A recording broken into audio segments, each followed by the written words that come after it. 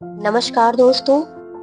महापुरुषों के जीवन से जुड़ी प्रेरक कहानियों के लिए आप मेरे चैनल को सब्सक्राइब करें, बेल आइकन को प्रेस करें जिससे कोई भी नई कहानी आए तो आपको नोटिफिकेशन मिल सके। मोटिवेशनल स्टोरीज की सीरीज में आज हम बात करेंगे एक ऐसे महान नेता की जिसमें मर्यादा पुरुषोत्तम श्री राम सी संकल्प शक्ति, भगवान श्री कृष्ण सी राजनैतिक कुशलता और आचार्य चाणक्य सी निश्चात्मिक बुद्धि थी। वे अपने जीवन का क्षण क्षण और शरीर का कण कण राष्ट्र सेवा के यज्ञ में अर्पित करते थे। उनका तो उद्घोष था, हम जिएंगे तो देश के लिए और मरेंगे तो देश के लिए। इस पावन धरती का कंकर कंकर शंकर है, बिंदु बिंदु गंगावत है। भारत के लिए हंसते हंसते प्राण न्यौछावर करने में गौरव और गर्व का अनुभव करूंगा। तो आप समझ ही चुके होंगे, हम बात कर रहे हैं श्री अटल बिहारी वाजपेयी जी की, जो धूल और धुएं की वस्तु में पले एक साधारण अध्यापक के पुत्र श्री अटल बिहारी वाजपेयी दुनिया के सबसे बड़े लोकतंत्र के प्रधानमंत्री बने। उनका जन्म 25 दिसंबर 1925 को हुआ। अपनी प्रतिभा, नेतृत्व क्षमता और लोकप्रियता के कारण वे 4 दशकों से भी अधिक समय से भारतीय संसद के सांसद रहे। अटल जी के भाषण में ऐसा जादू होता था कि लोग उन्हें सुनते ही रहना चाहते थे। उनके व्याख्यानों की प्रशंसा संसद में उनके विरोधी भी करते थे। उनके अकाट्य तर्कों का सभी लोहा मानते थे। उनकी वाणी सदैव विवेक और संयम की रहती थी। बारीक से बारीक बातें वे हंसी की फुलझड़ियों के बीच कह देते थे। उनकी कविता उनके भाषणों में छन छन कर आती रहती थी। अटल जी के पितामह यानी बाबा पंडित श्यामलाल जो बटेश्वर में ही रहते थे। बटेश्वर जो कि उत्तर प्रदेश के आगरा जनपद का सुप्रसिद्ध तीर्थ स्थल है, किंतु वह अपने पुत्र कृष्ण बिहारी को ग्वालियर में बसने की सलाह दे रहे थे।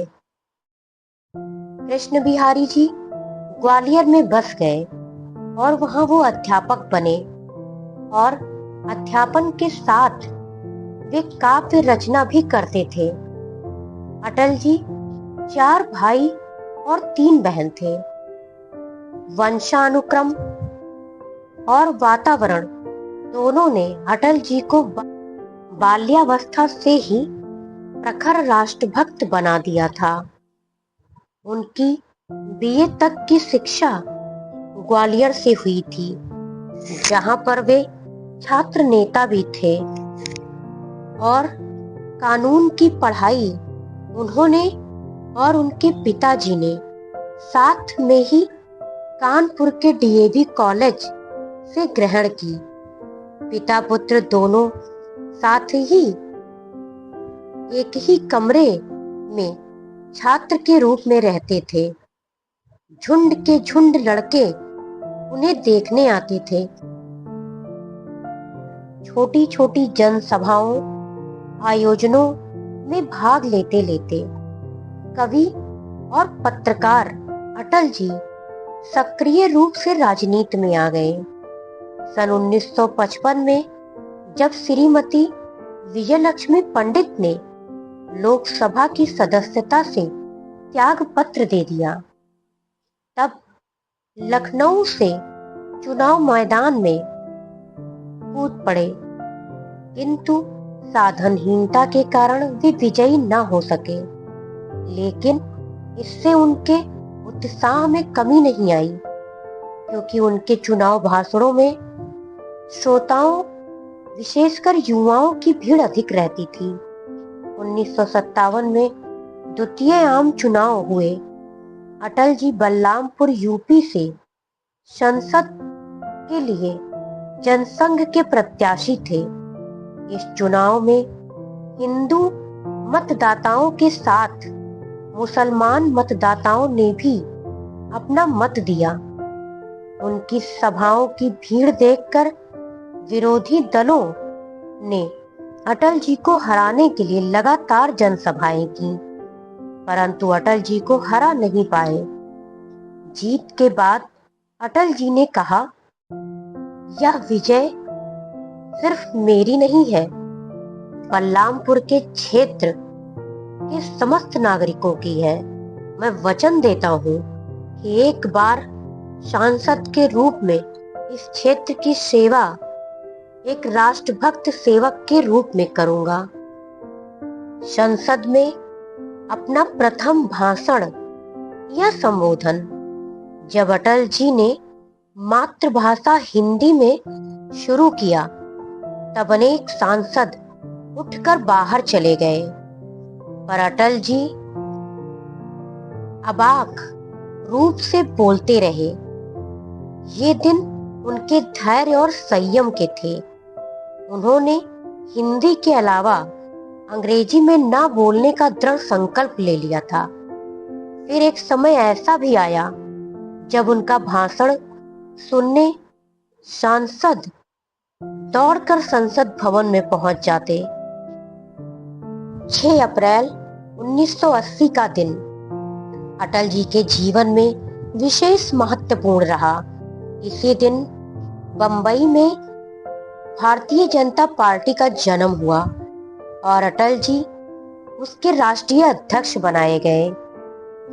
अटल जी 11वीं लोकसभा में लखनऊ से सांसद के रूप में विजयी हुए और भारतीय लोकतंत्र के प्रधानमंत्री बने, परंतु किसी कारणवश 12 दिन बाद ही उन्हें स्वयं त्यागपत्र देना पड़ा। फिर 1998 में 19 मार्च को दूसरी बार प्रधानमंत्री पद की शपथ ली, पर अपना कार्यकाल पूरा न कर पाए।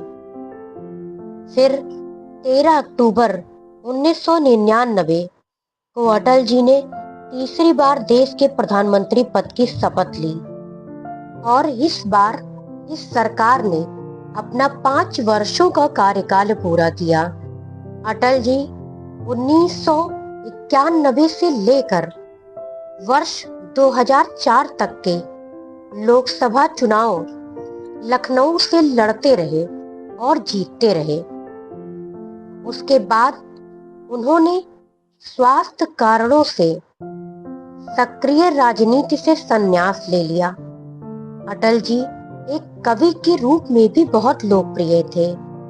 उनकी कुछ प्रसिद्ध रचनाएं और कविताएं इस प्रकार हैं। संकल्प काल, मृत्यु या हत्या, अमर बलिदान, अमर आग है, नई चुनौतियां, नया अवसर, कादम्बनी, नवनीत, नई कमल ज्योति, राष्ट्र धर्म आदि बहुत सारी रचनाएं अटल जी की प्रसिद्ध हैं। 16 अगस्त 1918 को उनकी उम्र जो कि 93 वर्ष की थी और स्वास्थ्य समस्याओं के कारण वे हम सबको छोड़कर परलोक सिधार गए। अटल बिहारी वाजपेयी जी अविवाहित थे। उनको मुखाग्नि उनकी दत्तक पुत्री नमिता कौल भट्टाचार्य ने दी।